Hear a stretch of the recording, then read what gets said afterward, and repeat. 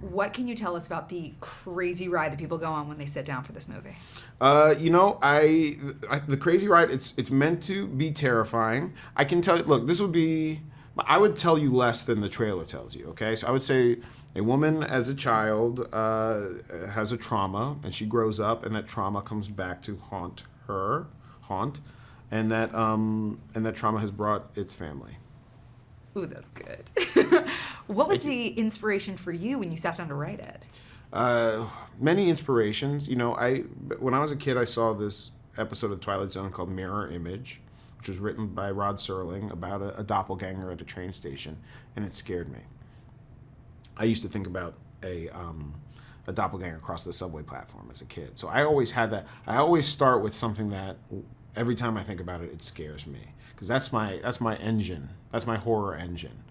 From there, I thought about what is that about, and really I studied doppelgangers. I went and this idea of the shadow self, which comes up in many cultures, many mythologies. And it tends to be this sense that there is a darker self that we suppress, and we suppress it because we are afraid of what it means, and it holds our guilts and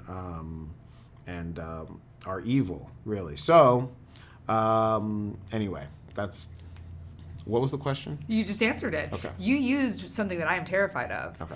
It screwed me up with the itsy bitsy spider being whistled, and you use it multiple times in this movie, which messed with my head. But there are so many homages, and Winston even told me he based his character on Uncle Phil. Can you talk a little bit about the Easter eggs that you sprinkled throughout this movie?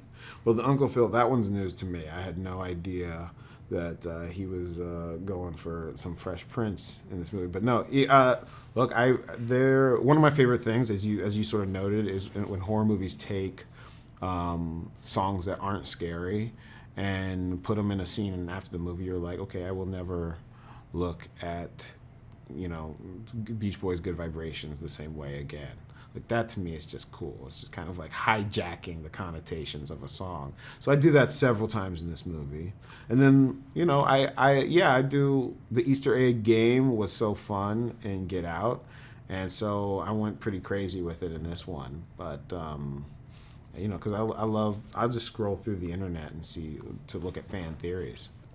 So Lupita compared doing this movie to mental gymnastics, trying to figure out how to play against yourself and so that you were invaluable. How do you direct a performance of the same person in two characters? It's really hard.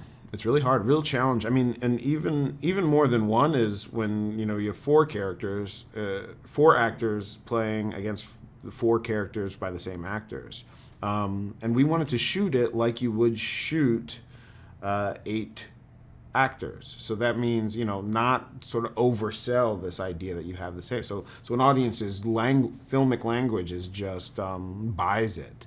Emotionally was where it was really difficult, and Lupita, the way she took on both roles was to completely submerge herself. So sometimes I had to be like, guess what? You have to start this day as this character and move to this day at the end, this character at the end of the day. And it was, a special challenge, but you're there with them. I'm patient with actors, even if the clock is ticking and money is burning. There's nothing more important than the actor feeling empowered to put their skill to maximize their skill. Did you know that serial killer Ed Gein had inspired 3 major films, Psycho, The Texas Chainsaw Massacre and Silence of the Lambs, not to mention a whole lot of cheesy straight-to-video movies? When police raided his farm, they discovered masks, bowls and lampshades made of skin, decapitated heads and even a belt made of nipples. Ugh.